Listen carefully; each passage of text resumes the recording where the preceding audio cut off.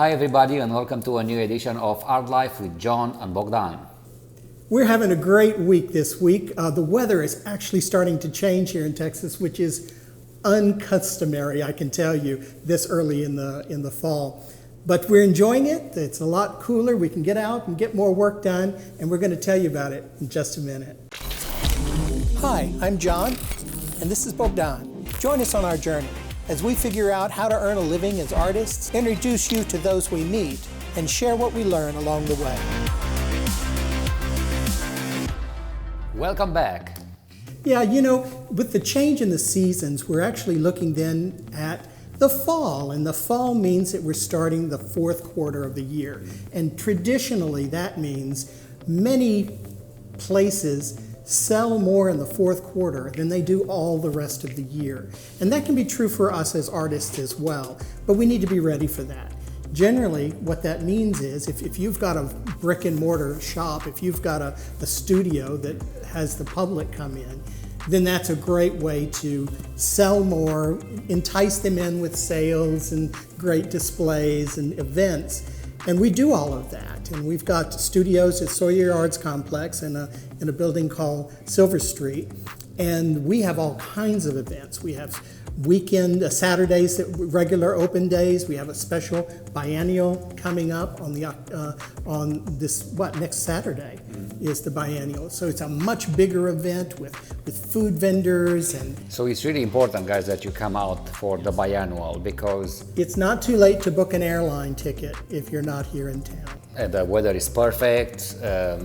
You can leave, if you're coming from up north, you can leave your heavy clothing home and come and join us for a beautiful fall here. Yes. Now, the thing that we've noticed is since COVID, our foot traffic has dropped exponentially. Obviously, we were closed for a while, and that was horrible. But things started to pick up, and then the Delta variant came back, and now foot traffic is really at a minimum in our studios these days. And unfortunately, in our case, online traffic is just as bad. Well, yeah, because we have spent the last year really building this studio presence, and we didn't have a lot going on online. Yeah. So we're trying to change that. We've been working on it lately, and hopefully we're making it in time for the fourth quarter.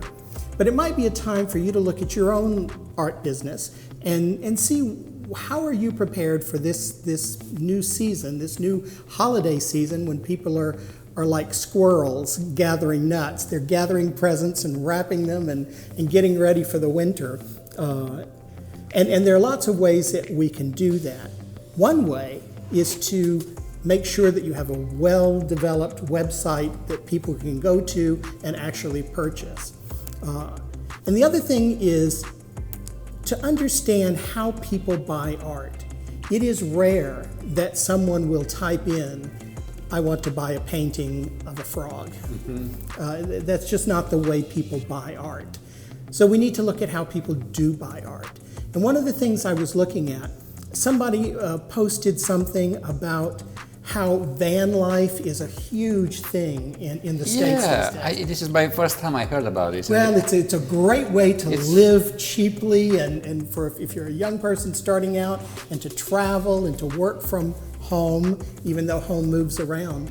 And so that whole event, that whole kind of concept of van life is much sought after on the internet right now.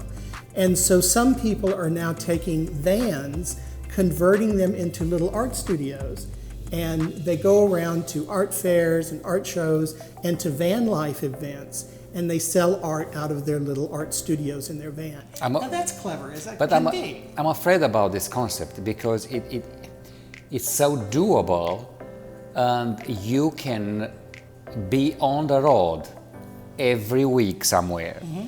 which means you will never catch up with new art.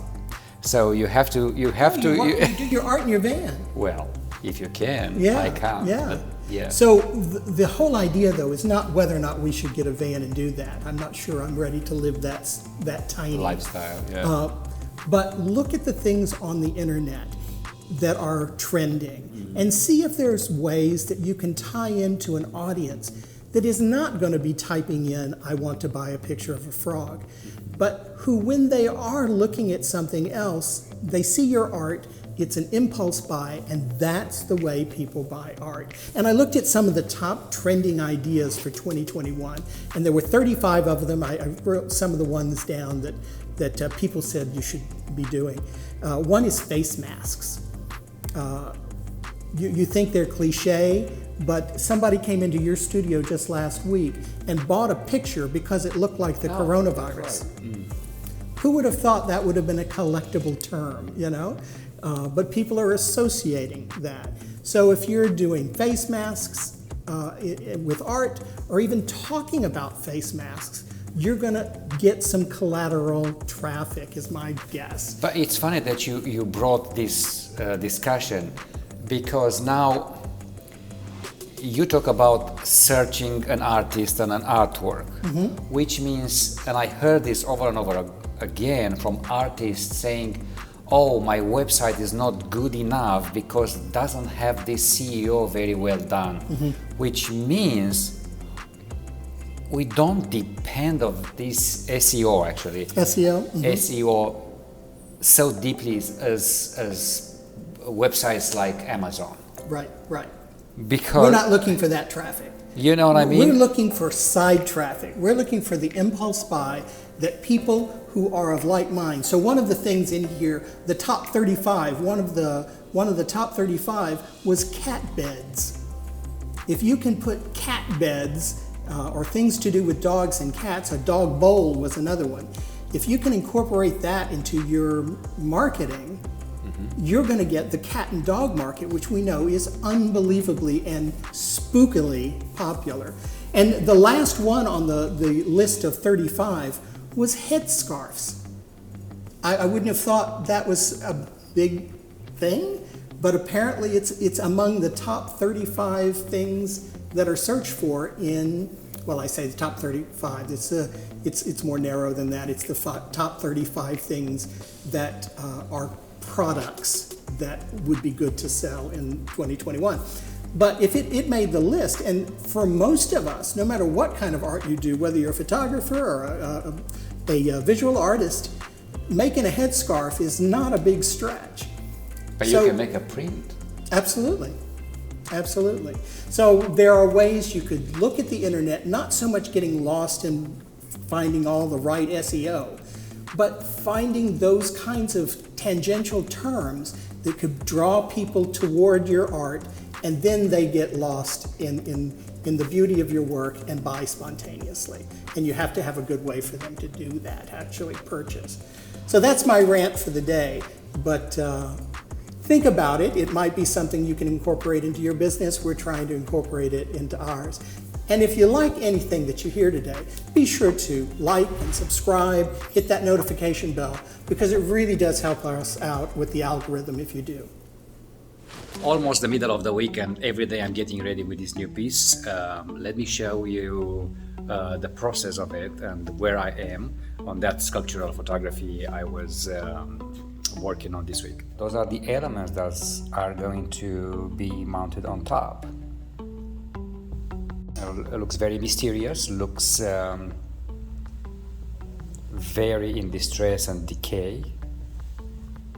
And I added here some metal wire, like it's somewhat under construction, or somebody has been, left it unfinished. There should be a surprise element in this particular piece.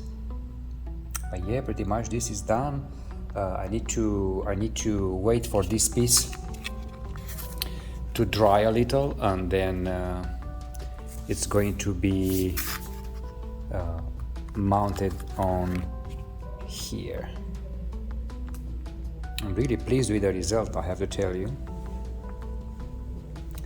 And as you know, probably all these elements, architectural elements, are actually photographs, and they are taken in Romania.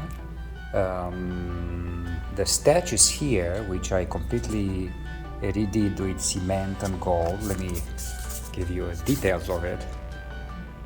if this camera will ever work. Let's see. They're almost 3D now. They are taken in somewhere in Dresden, I believe. But yeah, this is the piece. Really, really love it. And the good thing is, like, it's going to be for sale very soon. So keep eye on eye, or if you wanna take a preview of it and watch it first, come over by the studio, look at it, and you'll be the first to purchase. Because all these pieces, guys, are for sale. This is what I'm doing. Everything I do here is not just for me, is to share with everybody else. So that was that. How was your week? My week was good. Like I say, the change in the weather was able to let me get out and do more. I had more energy. Things weren't so oppressively hot. I worked out in the yard a little. I moved some things around. We're still setting up the home studio, and that's still a positive experience. One thing I did notice. The studio is done. It is not done. What do you mean? There's nothing on the walls yet. Well, it's a studio. I still have a giant carpet coming. We have plenty of time to fill up this space with junk. And I did notice that already, just the two of us kind of moving our stuff in and starting to work, that it's starting to get a little junky. And then I remembered, oh yeah, that's what an art studio kind of looks like.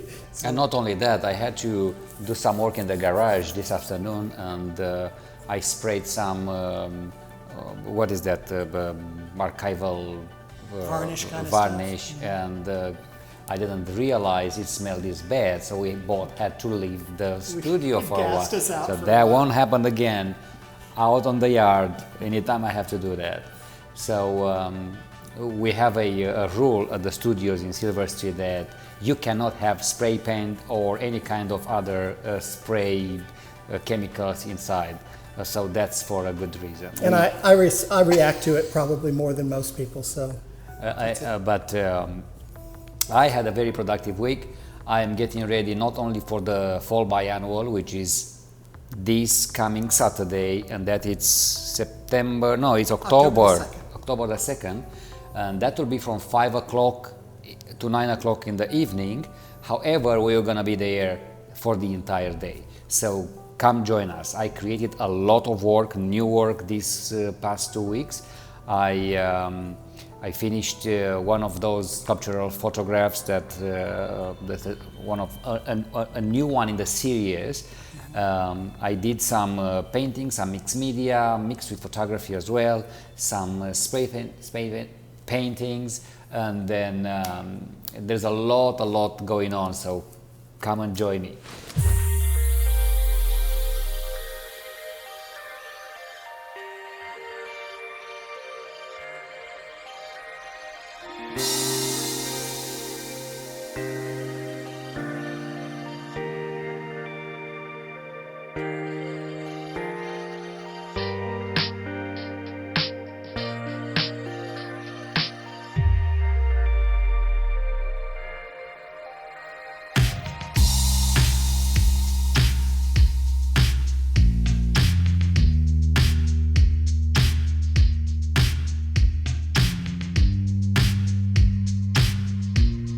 So I worked a lot this week on my art project, my art lab, with Michael Swank, PRPGMX in Mexico City. And we had our second meeting. And the first week I really worked on this illumination project I have, trying to learn how to bring light and interior light into my painting. And so I worked on a couple of pieces, and I think they turned out really well. But I don't think they did what I wanted them to do. I don't think they show that interior illumination. So I was able to present them to the group, and it's really nice to have that little cohort of people. There's only about 6 of us in the group, and we're really working with each other and trying to understand how we're working and giving each other feedback and suggestions. So that was really helpful, and I'm very much excited. So I'm still working on new projects with them, but I have the 2 pieces that I did this week. I haven't named them yet, but they're complete. I think they're lovely, but I'm still going to keep working on that project, see where it takes me.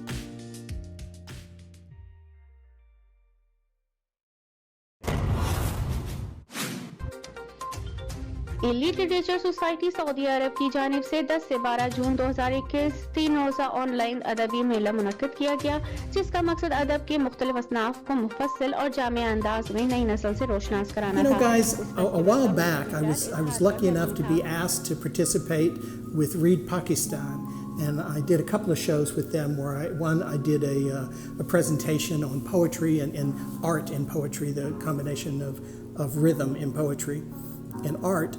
And then the second one about reading, specifically being an ex-librarian, talking about reading. And so I got a call from them this week, and they've asked me to be an ambassador for the organization, which is kind of a very nice honor, more work to do, but work I think will be enjoyable.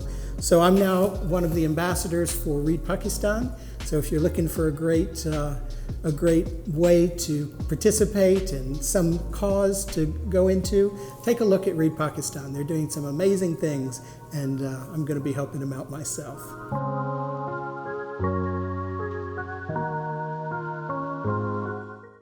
Last Saturday I was in the studio for the Open Saturday, and I didn't have a lot of walk-in clients. So I spent my time creating several paintings, and this one that I want to share with you right now, it's completely ink. It's done in ink, and you have seen it probably on social media by now. It's called Fluid, and the beauty is I wanted to make it a little more interesting. And as you know, I like floaty things when makes sense, and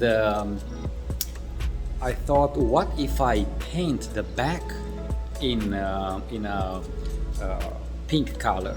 How would that work?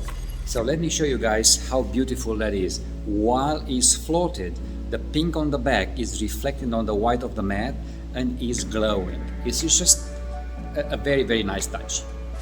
So this is what I'm showing you guys. It's gonna be roughly like this, but look at the edge.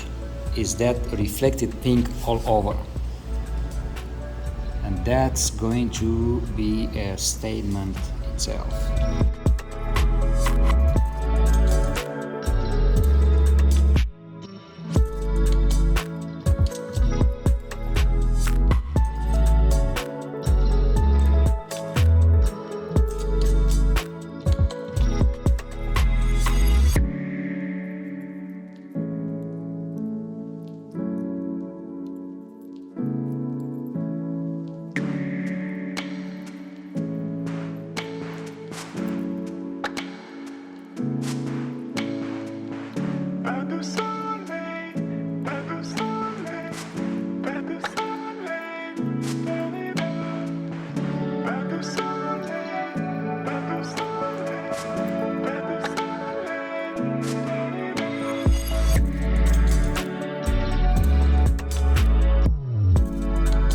Last period of time I had a lot of clients coming into these open studios days and asking for pictures of Texas, images of Texas, images of Houston, and I certainly have all kinds of imagery, but I never got really to print such photographs, not yet. But I said, okay, I'm going to try and have some more classic in a way. So I got to print five large photographs for Big Bend National Park. These are photographs taken some time ago when John and I went to a trip to Big Bend. Beautiful, beautiful, glorious, I would say, landscape photographs. And hopefully they will sell as well this weekend or the following weekend or the weighted biannual, fall biannual. But anyway, this is I had to report today. Tomorrow is Thursday, which means we have the art chat in the morning, and then in the afternoon I am planning a trip to the International Molding for getting some aluminium black frames for these new Texas big band photographs. So, see you around, guys.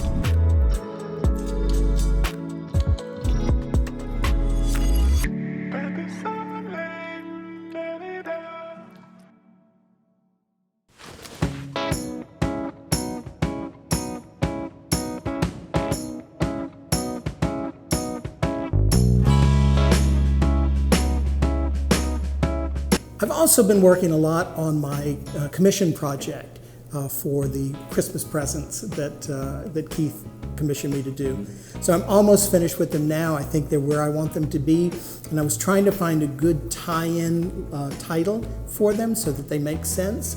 And to me, when I had them all laid out on the table, getting ready for varnishing and that, I could see them all together, and kind of struck me that it looked like a stained glass window. And so what I'm going to do is each of the 15 pieces I'm going to name after a famous stained glass window or a site that has stained glass windows, so cathedrals, mosques, things like that. They do like stained glass. They do look like stained glass, don't they? And that will be a nice tie-in for giving them titles and giving them to Keith to give out his Christmas presents. So that project is pretty much wrapped up. I've got the frames. I'm ready to, once the varnish is dry, I'm going to put them in the frames, and then they'll be ready to ship off to Louisiana.